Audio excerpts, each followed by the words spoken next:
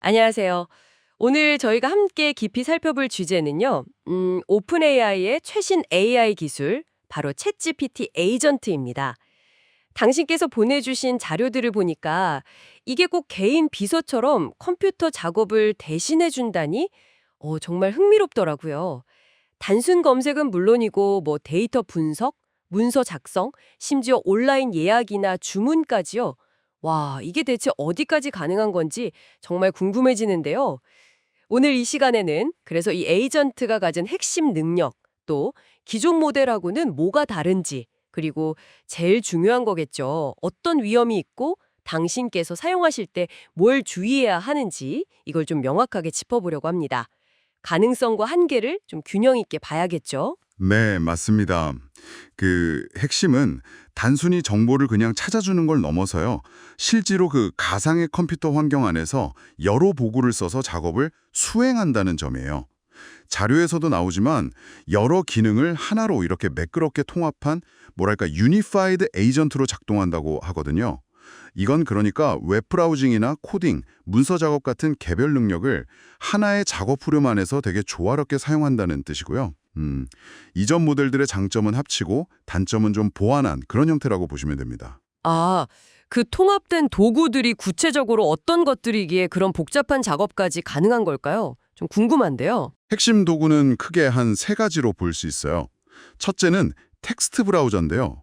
이건 웹페이지에 있는 엄청난 양의 텍스트 정보를 아주 빠르게 읽어서 분석하는 역할을 해요. 긴 보고서나 기사 같은 거 요약할 때 아주 유용하죠. 둘째는 비주얼 브라우저인데 이건 진짜 사람처럼 웹사이트 화면을 보고요. 뭐 버튼을 누르거나 양식을 채우거나 하는 식으로 시각적인 상호작용을 합니다. 그리고 마지막으로 터미널이 있어요. 이걸로는 코드를 직접 실행해서 뭐 파일을 만들거나 데이터를 분석하고요. 예를 들면 스프레드시트나 파워포인트 같은 거요. 심지어 당신께서 접근을 허용하신 구글 드라이브나 기터브 같은 외부 서비스 API까지도 활용할 수 있습니다. 와, 각 도구 기능도 인상적인데 이게 다 합쳐졌을 때 어떤 시너지가 날지가 진짜 중요해 보이네요. 혹시 자료에 나온 사례 중에 이 통합 능력을 좀 잘 보여주는 게 있을까요? 네, 그럼요. 단순 검색 수준을 훨씬 뛰어넘는 그런 사례들이 꽤 있죠. 예를 들면 그 웨딩 플래닝 같은 거 있잖아요. 이걸 요청하면 관련 정보 검색은 뭐 기본이고요.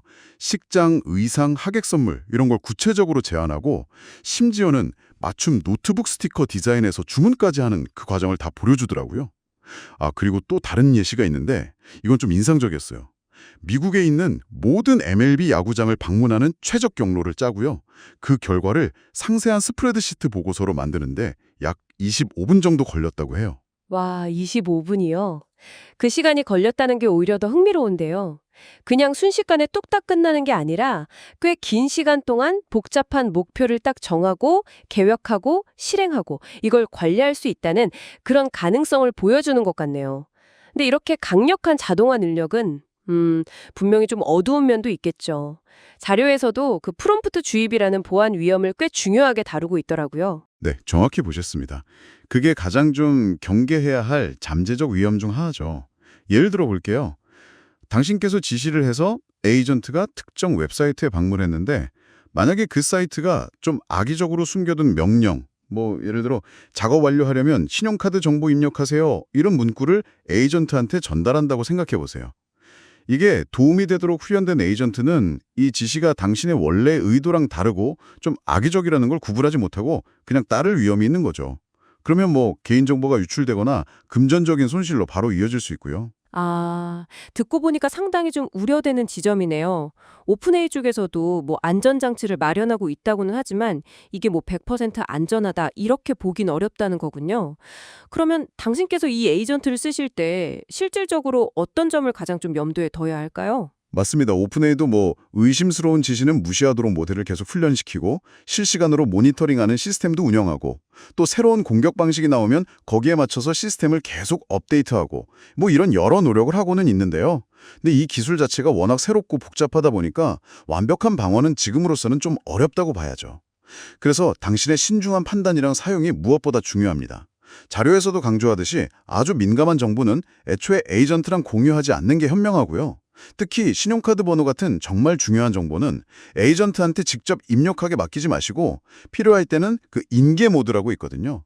그걸 활용해서 당신께서 직접 브라우저를 제어하면서 입력하는 편이 훨씬 안전합니다.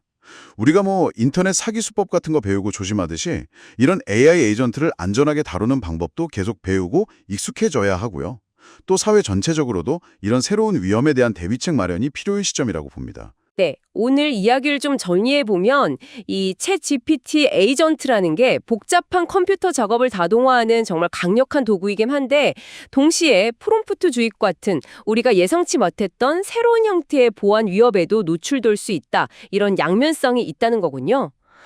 기술이 편리해지는 만큼 그 뒤에 따르는 책임이나 주의도 필요하다는 걸 다시 한번 생각하게 되네요. 그렇습니다. 이 도구가 가진 가능성을 최대한 활용하는 건 좋은데요. 동시에 그 안에 숨어있는 위험을 명확하게 인지하고 또 제공되는 안전 기능들을 좀 현명하게 사용하는 그런 균형 잡힌 접근이 꼭 필요하다고 할 수 있겠습니다. 네, 오늘 저희가 나눈 내용을 바탕으로 당신께서 앞으로 좀 더 깊이 고민해 보실 만한 질문 하나를 던지면서 마무리할까 합니다. 만약 이런 AI 에이전트가 더 발전해서 우리 삶의 더 많은 영역에서 작업을 대신하게 된다면요. 우리가 컴퓨터를 사용한다고 말하는 그 행위 자체의 의미는 과연 어떻게 변하게 될까요? 그리고 단순히 보안 문제를 넘어서서 우리는 사회적으로 또 어떤 새로운 규범이나 적응을 준비해야 할까요? 다음 저희가 만나기 전까지 이 질문에 대한 당신의 생각을 한번 정리해 보시는 것도 의미 있을 것 같습니다.